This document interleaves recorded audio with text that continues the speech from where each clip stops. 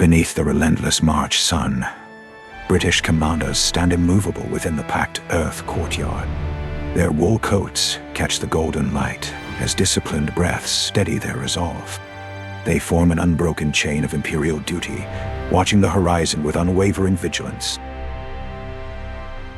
As April arrives, the focus shifts to the muddy Nile embankments.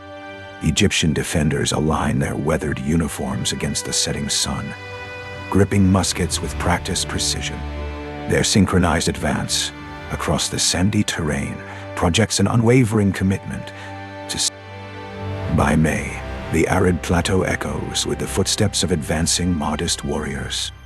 Driven by relentless momentum, they press forward across the dry, wind-swept ridges. Their synchronized march represents a fierce and growing challenge to the established imperial authority. June brings the heavy iron thunder to Fort Gordon's stone ramparts.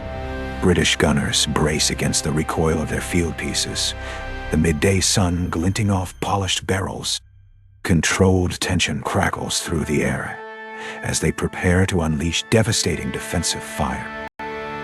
The summer heat intensifies as Mahdi's advance guard crosses the cracked riverbed. Leather armor gleams under the blazing sky, while iron-tipped staffs cut through the shimmering haze. Their steady stride applies relentless pressure against the western defensive lines holding the perimeter. August dawns with the rhythmic clang of iron mallets against compacted soil. British engineers drive wooden stakes into the earthen barricades, their coordinated labor fortifying the outpost. Golden light washes over the dig site as they dig in for a long campaign. September tightens. The noose as Mahdist infantry establish a dense outer ring. Woven shields catch the afternoon breeze, while synchronized footsteps echo across the open ground. The encirclement closes steadily, projecting an unyielding October settles over the command tent, where brass compasses trace topographical lines across weathered maps. British strategists calculate their next defensive phase, their silent coordination reflecting an unbreakable commitment to Western military doctrine. As November twilight descends, Mahdist commanders gather within the stone prayer pavilion. Carved staffs rest against their shoulders while synchronized strides coordinate the final assault. The gathering projects a relentless push against the Western imperial lines that have held for months. December brings a solemn vigilance to the inner wall parapets. Egyptian defenders march along the stone walkways, their steady breathing echoing against the weathered masonry. Golden hour light casts long shadows as they brace for the inevitable final onslaught. January arrives with the thunder of hooves sweeping across the western plains. Mahdist horsemen ride through the morning haze, iron lances held firm against the wind. Their synchronized charge closes the final distance, applying relentless pressure against the fortified. Amidst the mounting siege, British supply runners navigate the flooded causeway. Canvas packs strain against their shoulders as they trudge through the muddy path. Golden light catches their weathered boots, highlighting an urgent mission to deliver essential provisions to the starving garrison. The outer walls finally yield as Mahdist assault waves surge through the breached gate. Iron axes cleave through the rubble-strewn courtyard, their synchronized advance overwhelming the crumbling defenses. The atmosphere crackles with intense momentum as the inner sanctum faces direct assault.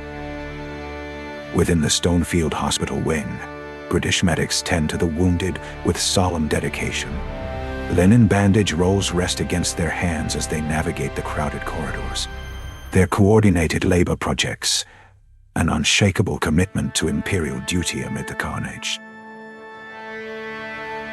Along the rising slope, Mahdist Siege engineers drive iron wedges into the compacted earth. Canvas shirts cling to their backs as they construct the final assault ramp. Afternoon heat shimmers over the terrain, highlighting their unyielding pressure against.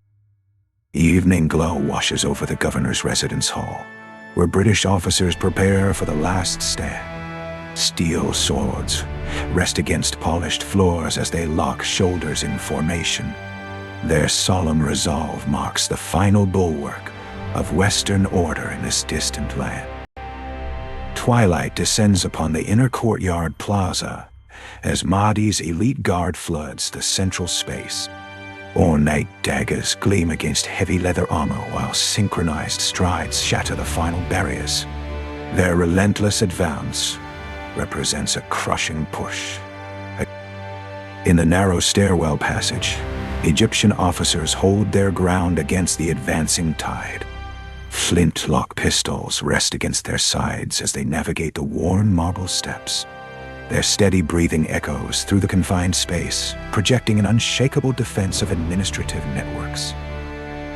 Iron spears pierce the gloom as Mahdist warriors surge through the broken citadel archway. Cotton garments catch the harsh light while synchronized charges overwhelm the final stronghold.